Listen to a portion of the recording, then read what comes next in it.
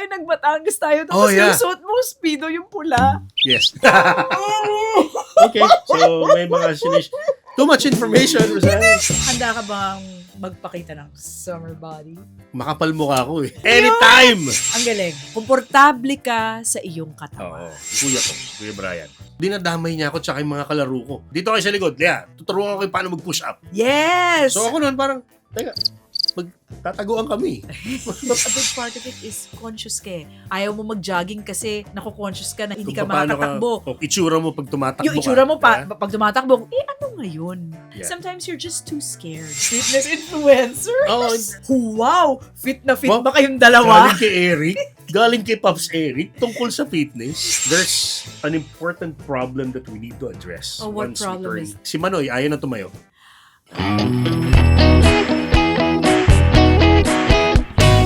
Welcome sa Usapang Magaang, pero may laman. We'll be giving you our takes on issues and topics na napapanahong mapag-usapan. Ito naman ay ang akin lang. Magandang lalaki at babae pa rin kami ngayon, mga kaibigan, mga kapamilya. Ang luma nun. Patito, no? Patito, no? Ako po si Eric. Ako naman si Rosel, and it's summer. Yep. Ay, nako, Mainit talaga. na. Pero dito sa studio malamig, so nag-jacket Lagi ako. naman eh. Oo, yun Lagi naman. Pero, kung hindi malamig, at kung ready, handa ka bang magpakita ng summer body? Makapal mukha ko eh. I knew! Anytime! Anytime! Ready ka, pero ang tanong, Hindi. ready ba kami? Yeah, yun eh. It's been like, what? 16, 17 summers. OMG, Eric, naalala mo yung nag-ano tayo, nag-outing tayo, tapos yung... Ay, yung station outing. Oh, Oo. tapos yung Sa suot Subic. mong, hindi, yung isa pa yung nag-Batangas tayo, tapos Oh, yeah. yung suot mo, speedo yung pula. Yes. Okay, so may mga too much information, Rosal. Hindi. Yung pulang speedo. Kwento ko na rin. Ba? Pula, maroon. Maroon. So, hindi, ano yun? That was late 90s, no? Late 90s.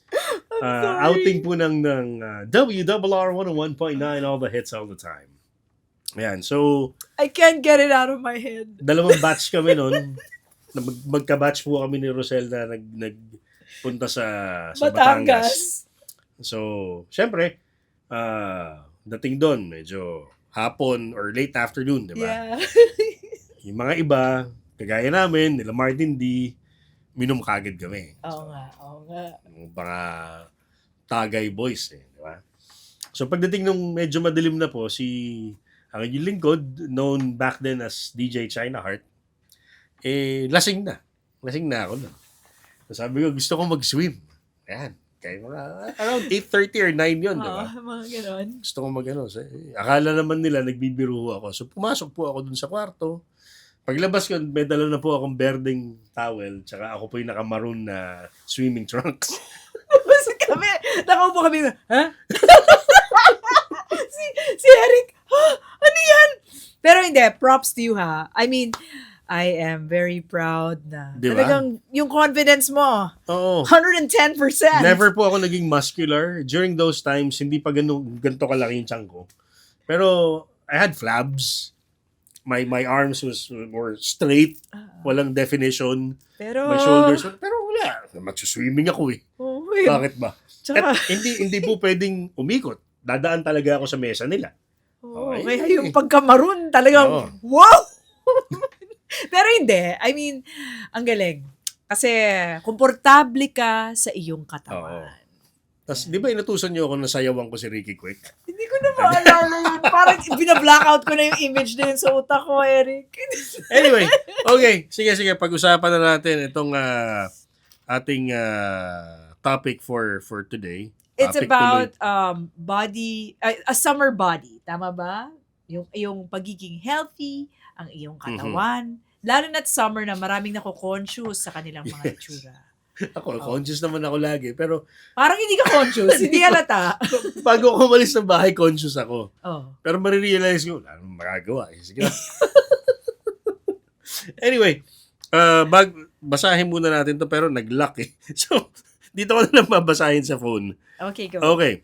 So, sabi dito, how do you reconcile body positivity versus Filipinos neglecting their health? Sabi dito, judgmental ako but all in my head. I never body shame anyone. Pero pag nasa pila ako sa cashier sa grocery store, I have this weird hobby.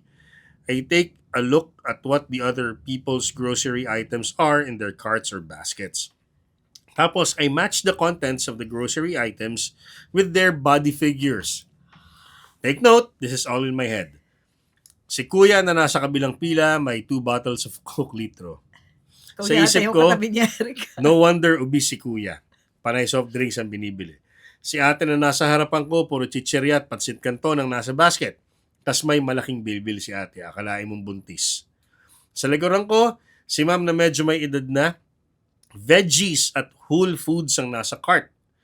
Tiningnan ko siya at kasama niyang family members, they all have healthy body figures, hindi daw overweight. Sa pila ng grocery store ko, na-validate ang kasabihan na you are what you eat. Lately, I've been noticing Pinoys talking about body positivity on social media. I get it. Body shaming is tantamount to bullying. It can ruin a person's confidence and can lead to depression. So we need to be mindful of what we say about people's bodies. On the other hand, there's a big lack of health consciousness in Filipino culture. That's why most of our food and merienda are sweet. And for those who don't know, sugar is bad for our health. Tama naman. Our breads are sweet compared to that of other cultures. Even when the keto diet became a fad in the Philippines, I just roll my eyes when people make keto diet an excuse to binge on lechon. Like seriously, keto diet only works when you abstain from carbs. Precisely the reason why keto diet will generally not work on Pinoy simply because sinong Pinoy ang kakilala nyo na hindi kumakain ng kanin? Eh tatay ko nga, naglalagay pa rin ng kanin pag pasta na yung dinner. Hindi ako magugulat kung yung ibang Pinoy mag-carbs on carbs din basta lang may rice. I don't body shame, pero since health conscious ako, I make it a point to advise my friends because I'm concerned for their health. I have a close friend with a beer belly. Problema yun sa beer belly. Pinuna ko, telling him to cut on rice intake and to avoid soft drinks altogether at masanay na lang sa water ang inumin. My friend's dad is currently taking insulin for diabetes and had a stroke. I'm especially wary of this body positivity craze because I feel Pinoys will make it an excuse to continue making poor health choices and continue eating unhealthy food. Eh di ba, comorbidities exacerbate things when you get COVID-19? So iniisip ko, dapat lalo maging health conscious mga tao sa panahon ng pandemya. But I don't see this happening. Ako lang ba nag-iisip ng ganito about body positivity? Can you guys share your perspective about the issue? Most certainly. Una-una Diba? sa lahat, sana hindi kita makatabi sa grocery. Kasi ma-judge ako ng bongga. I'm sorry. Grabe I'm naman sorry. yun. Well, teka. Oh, isipin mo yung mga laman ng cart. Hindi, ako pag yari sa grocery, hindi ko, yung pagkain okay, hindi ko pakikilaman yan eh. Tinignan ako sa grocery cart, ay, meron siya rat killer. Madaming daga sa bahay nila. Iba ka rin mag-judge eh. Oo, yeah. Tapos, ay, ang daming toyo na binili. May karinderya to. May karinderya May to. karinderya Oh, ganyan. Pero siguro, judging from yung ipaparallel mo yung laman ng cart sa katawan ng tao, parang hindi ko pa nagawa. Pero mukhang masaya to pag mahaba yung pila. Hindi, may point si sir or si ma'am, kung Oo. sino man siya. May point na you are what you eat. 'Di ba? Kung anong kinakain mo, of course, in the long run, yan ang babalik sa'yo. But, that being said, Mhm. maraming factors yan eh. Unang-una sa lahat, worldwide, wag na nga lang sa Pilipinas. Wag na dito. Oo. Worldwide, obesity is a problem. Lahat tayo either malnourished, undernourished, tumataba. Yeah. Hindi tama ang nutrisyon. Yeah. 'Di ba? Yun lang muna, doon muna natin ilagay. Kasi nga naglipana na yung mga processed food, mga pagkain na madaling kainin, mas Yes. mura siya, Correct. yung mga chips, yung mga Starchy food. starchy food. Yan. Nako, ako nga kahit ako isa akong Pinoy na kahit hindi mo ako bigyan ng kanin, pero wag mo akong pakainin ng pandesal. Wala na. Away. Game over. Hindi na tayo mag-uusap. Oo naman, bread is life ako. Alam ba kung gaano karami asukal meron ng isang pirasong pandesal? Ayun na nga. Pero masarap. Kaya nga, nandun Natikman na. mo naman yung Genesis sa Marikina? Kailan mo ba ako dadalhan yan? Ayun, di ba? Yeah, yun na nga. So, isipin mo, yung kinalakihan mo, yung mga pagkain na kinakain mo as a child, syempre, ano yan nakaka-contribute yan to the way you eat now. Correct. I mean, Diba? nung bata ako, alam ka namang, hindi naman ako sinilbihan ng nanay ko na, hey Eric, here's your bagel. Here's your Bagel. bagel. Di ba? Pandilimon tsaka pandesal talaga Oo. sa umaga. Pero I mean, ang Pinoy, marami tayong gulay sa palengke, di ba? Ay, oo, naalala ko yung nightmare ko sa gulay dati. Bakit may Kasi hindi ako pwedeng tumayo Pagka, hindi ko nauubos yung kalabasa o kaya okra. kumakain ka pa rin ba ng kalabasa ngayon? Well, pero hindi kami friends. Hindi Pero, kayo friends. hindi ko siya hanap-hanapin. Pero pag nandyan siya, sige, kainin kita. Ayan. Ikaw ba Diba? yung tipong hindi ka pwedeng tumayo hanggat hindi pa ubos yung pagkain? Ganun yung ginawa sa akin dati ng daddy ko. Kaya medyo, sa gulay, meron tayong meron akong konting,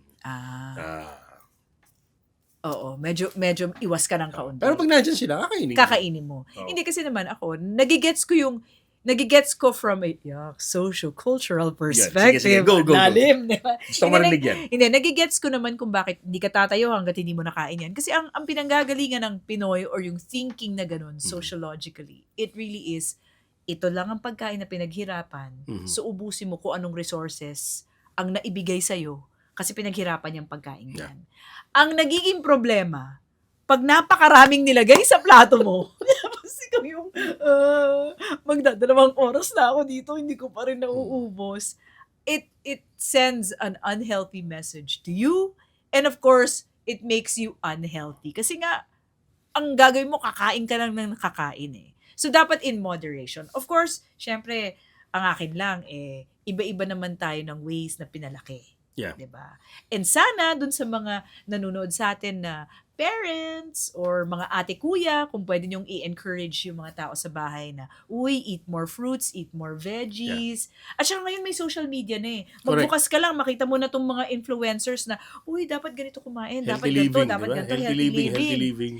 Minsan hindi madali yan eh. Nagmamadali ka, nagtatrabaho ka, o kaya kunyari, sasakay ka pa mamaya pipila ka pa sa MRT. Correct. Ito na lang makakain ko yung siomay na madadaanan ko mamaya. Oo. Paano yung healthy living dyan, di ba? So those are the things you have to take into siomay. Parang bigla ako nag-crave. Di ba? Take things into consideration. Pero I get it. Tama naman. Dapat talaga mas may conscious effort na kumain ng maayos. Yan, Tama. healthy eating, di ba? Healthy We're talking about eating. healthy eating right now. Pero, if we add yung pagiging fit ng katawan, Ayan, dagdag natin di ba? yan. Ako kasi, personally, ang experience ko naman sa fitness came from my brother, yung kuya ko, si Kuya Brian. Yung taga-Guam na ngayon. Ever since, kasi malayo-layo yung agwat namin, about 12 years, mga ganyan. Aha. So, nakikita ko siyang lumalaki noon as a teenager, when I was a kid, lean pero muscular na. Ooh. Kasi, siya noon, varsity siya ng track and field. Athletic si nung Kuya. college. Yes. And then after college, nag-gym. So, during those times na nagmamature na ako, like 4th, 5th grade, ganyan, he was always at home, Okay. working out on his own. Okay. So, dinadamay niya ako tsaka yung mga kalaro ko. Oy, huwag ka kayong makukulit dyan. Dito kayo sa likod. Lea, tuturuan ko kayo paano mag-push up. Yes! So, ako noon parang, teka, magtataguan kami. Dapat push up. Pero, I was exposed to that kind of, Were you athletic scenario. after that? Sa school? Sa school, nag-football ako noon. And I loved playing basketball. Pero, yun nga, gaya na sinabi ko kanina dun sa ating kwentong Batangas, I was never a muscular person. Aha. So, athletic, yes. Pero yung lumabas yung mga bukol-bukol sa hita, sa biceps, wala eh. Wala. Hindi talaga. Because, hindi talaga ako nag-concentrate or hindi ako nag-spend ng time working out sa gym. Yes. I remember, meron ding panahon nun na nagdi-DJ na ako. Nag-enroll ako sa gym dito sa may Panay. Yeah, dun sa may National. Sa may bookstore. Merong gym dati dyan sa kanto eh. Oo. So, nag-enroll ako doon. Medyo career mode. Tapos nung nararamdaman ko na parang, I was building muscles, parang tinamad na ako. Hindi And then, mo tinuloy-tuloy. After a few years na ulit, dito na, sa ELJ. Oo, sa taas, may Meron gym. fitness advantage. Yes. Sa 14th floor. Yes, ang ganda nun Oo, ganun din. So, tinutulungan pa ako ni Jack Melo. Kasama natin dati si yun, Jack. very healthy yun. Very healthy yan. Talagang supportive siya na katrabaho pag nakita kanyang, nag-gym ka rin, tuturuan ka niya. So, sinusupplyan niya ako nun ng mga supplement. Okay. Tapos yun, after nung nakita ko nun, okay tinigil ko ulit. So, I don't know. Probably, disiplina. Well, Wala alam- akong disiplina talaga, alam mo, siguro. hindi lang yun. Okay, discipline is very important. Mhm. Oo naman, consistency. Pero there are a lot of factors din that have to be taken into consideration Yeah. sa pagiging healthy. Titingnan mo rin yung oras mo. Mhm. Ikaw ba, yung health mo, kumbaga, kunyari, sasabihin sa'yo, hindi, exercise ka lang. Eh, yun pala, meron kang condition that doesn't Underlying allow you. condition. Underlying diba? conditions, Oo. pwede rin. Pero, ako, I'd like to think na it's never too late. Oh, yes. Kasi ako, lampa ako. Naniniwala pa ako dyan. Hanggang ngayon. Oo, ako, lampa ako. Sa PE, alam mo, meron ka bang kakilala na nag-79 sa PE? Ako yun. Dahil, hindi talaga, hindi, napaka-pulpul ko as a child. Okay. Hindi ako mahilig tumakbo. Alam mo yung laro na pagka sa mga birthday parties, yung sasaluhan ng itlog. Yes. Nababasag lagi yung itlog sa kamay mo. Hindi ko nga masalo eh. Okay. O, di ba? Yung, volleyball, papunta pa lang yung nag-spike. Tago. Mas Okay, gusto ko na okay. lang, mas gusto ko noon, nung PE namin, mas gusto kong ako magsusulat ng reports tungkol sa mga varsity. Mhm. History of Mhm. volleyball. Ako na po Yan. gagawa ng report. Tapos yung mga kasama ko, sila yung Bahala kayo maglalaro. magpawis dyan. Oh, kasi nga, I was really afraid. Honestly, I Ah. was afraid of sports. Why? Diba? Why? Pasporty. Ito nga yung revenge Ano ko yan? eh. Afraid ka dahil masakit physically? Ano Siguro ba? kasi hindi talaga ako physical as a kid. I wasn't physically inclined. Okay. And malabo mata ko. Oh, okay. Wala akong Okay. hand-eye coordination. Mhm. So lumaki ako na hindi ma-exercise. 'Di ba? Okay. Diet lang, diet. Gusto kong pumayat. Tapos it was only until when I got into my 30s and now, alam mo ba ngayon, nagte-tennis ako. Wow. Yung hindi talaga ako- Alex Ayala in the house. Oh my gosh, I wish. Pero yung pinaka-unhealthy or yung pinaka-lampa sa school is now trying something new. Okay. Kasi sabi ko sa sarili ko, teka lang, ilang taon na ba ako? I'm 50. Mhm. Swerte kung bigyan pa ako ng 30 years sa planetang to. Or 40 years, di ba? Yes. So sabi ko, why should I be scared? Why wait? Wala naman nakatingin sa akin kung ano ba yan, tama ba yung pag-serve niya, mali ba? Kasi a big part of it is conscious ka eh. Conscious ka sa itsura mo. Oo. Ayaw mo mag-jogging kasi conscious ka na hindi ka Kung paano makakatakbo. yung itsura mo pag tumatakbo Yung itsura mo, ka, diba? pag tumatakbo, gusto ko mag 5K, kaya lang ang galing-galing nila. Sila nakaabante na ako, fast brisk walking lang. Eh, ano ngayon? 'Di ba? Yeah. Sometimes you're just too scared. It's a battle not just with other people, but it's a battle within And yourself. yeah, nabanggit mo, you're 50. Ako rin. This year, I'm gonna be 50. So, I think for people our age, kailangan mas intentional na ngayon yung ating fitness journey. Yes. But, it should be fun.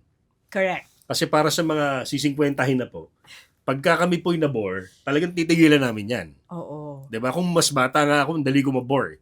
Lalo pa ngayon. Mm. 'Di ba? Pero, an important point I would like to make, lalo na sa mga, our fellow Gen Xers who are entering to the golden era right now. Yes.